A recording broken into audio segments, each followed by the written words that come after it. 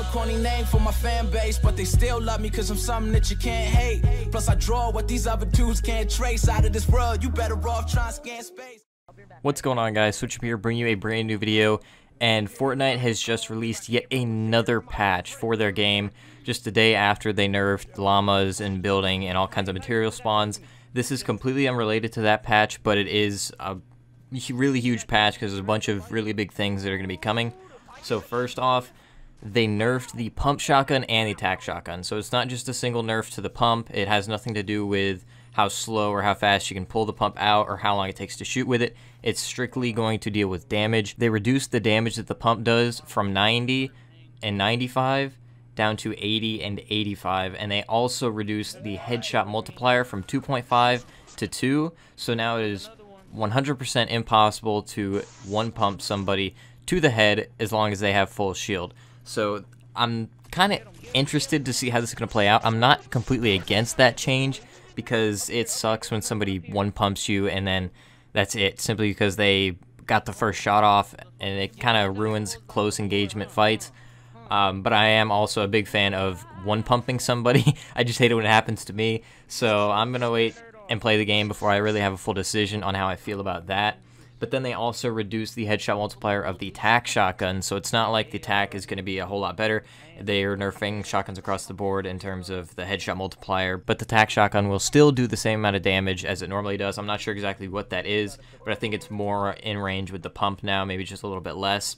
So the tac shotgun is a little bit more viable than it used to be, especially now that the pump does a lot less damage. So it's going to be interesting to see what people are choosing now, whether or not they're going to continue using the pump. With this change, I really hope that they bring back the double pump, honestly. Like, not necessarily back to how it was originally, but at least increase the speed at which you can pull it out, since there's no way for people to one-shot with it. It's ridiculous that with a tac shotgun, you can literally just sit there and spam and spam and spam it by switching between multiple ones.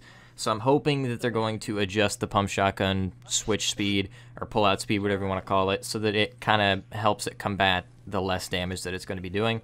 And moving on from the shotguns, they also announced that they're bringing traps up to 150 damage. That's more than they did initially.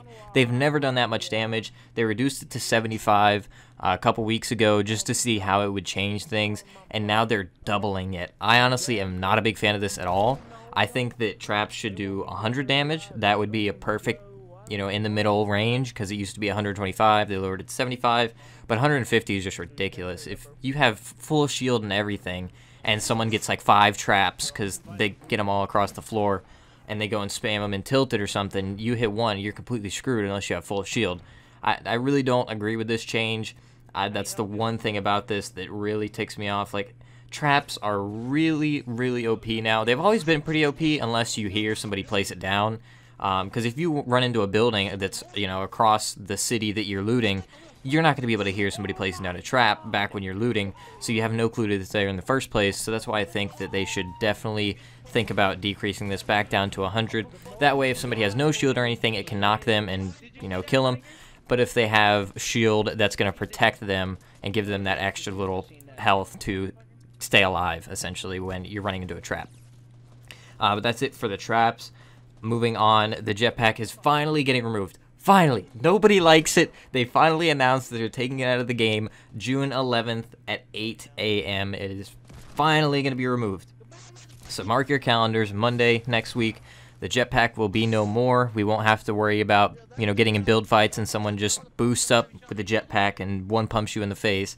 That is no more. That will not be in the game anymore, and I'm so happy about that. That is the best news that I have heard of this entire week, honestly.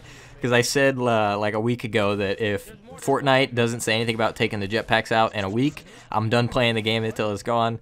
So I'm really excited to see that they're listening to the community in that regard, that it has no place in the game. Nobody likes it except for the people that are trash at the game, and they're just sitting around flying and boosting, and it just has no place in the game. Nobody likes it. It ruins engagements and everything. So, like I said, I'm glad they're removing that.